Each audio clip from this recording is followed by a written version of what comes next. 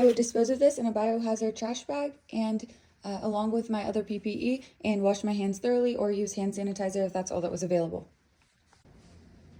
Okay, I size up the scene. I see the patient needs to be moved because that's not a safe space for them to be. The scene is clear for me to approach. I determine there might be a neck or spinal injury.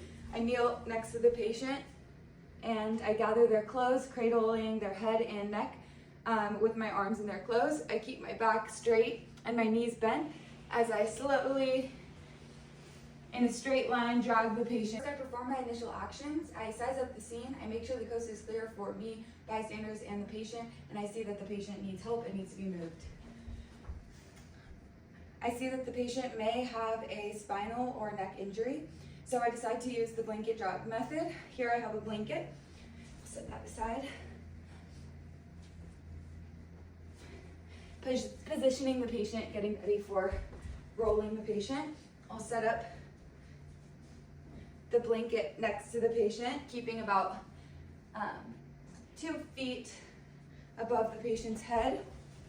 Kneeling next to the patient, making sure to keep the patient's back and neck very straight, rolling the patient towards me, tucking the blanket under them, very gently lowering the patient back down, taking the blanket and tucking it over the patient.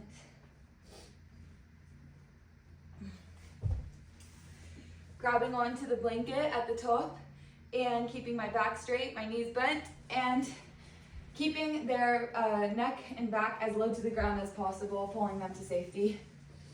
Okay, I perform my initial action, size up the scene, see the patient needs to be moved.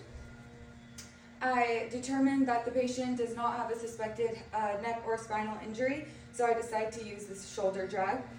I'll lift the patient up, still keeping their spine and back as straight as possible.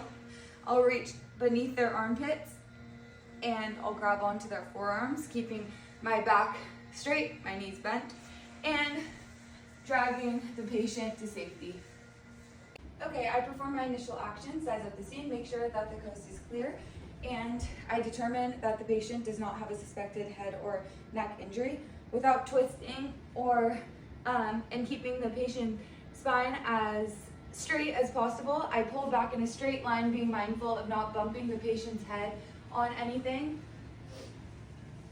and move the patient to safety. Okay, so I perform my initial actions. I size up the scene. I see the patient needs to be moved, and I see that the patient does not have a suspected head or spinal injury. I will carefully bind the patient's hands together at the wrists.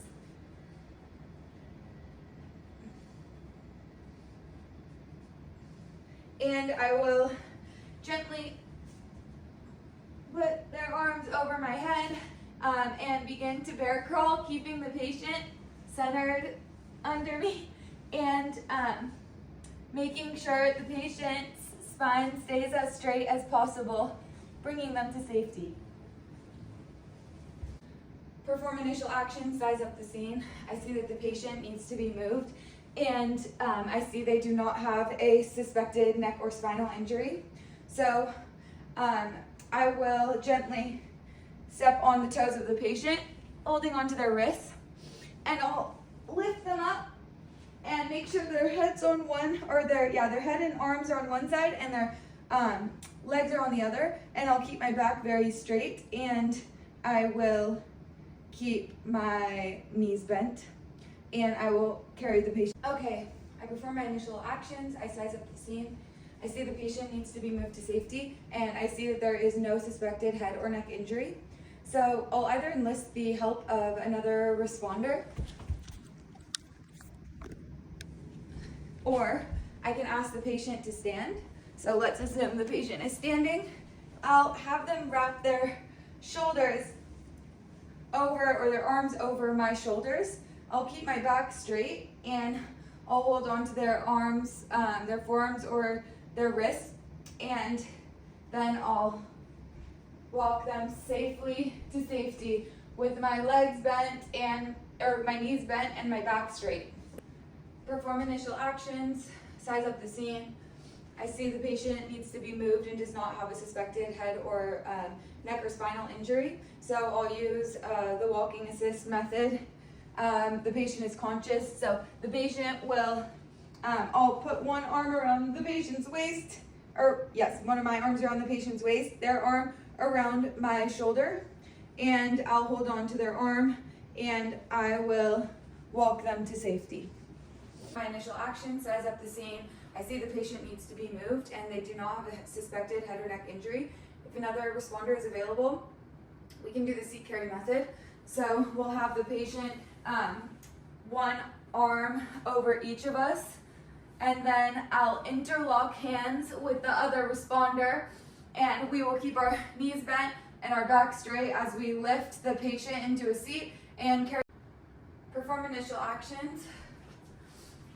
See that the patient, and size up the scene, see that the patient needs to be moved. If we have 3 responders, we can do the direct ground lift. So first there will be a patient at the upper part of their body, supporting their head and shoulders, and then we have someone supporting the lower back and buttocks, and then we have someone at the legs. So first we will make sure the patient's arms are crossed, and we will all kneel next to the patient. And because I'm the top at the top of the patient's body, the other responders will wait for my signal.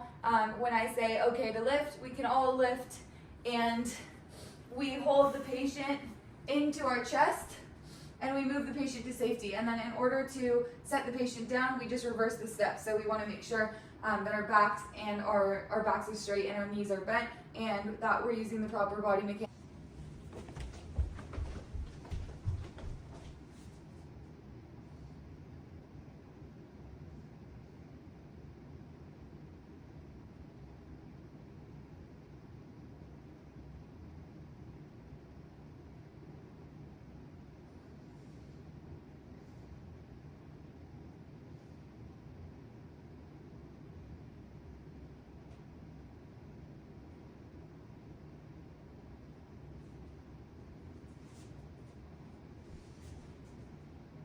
Perform initial actions, size up the scene.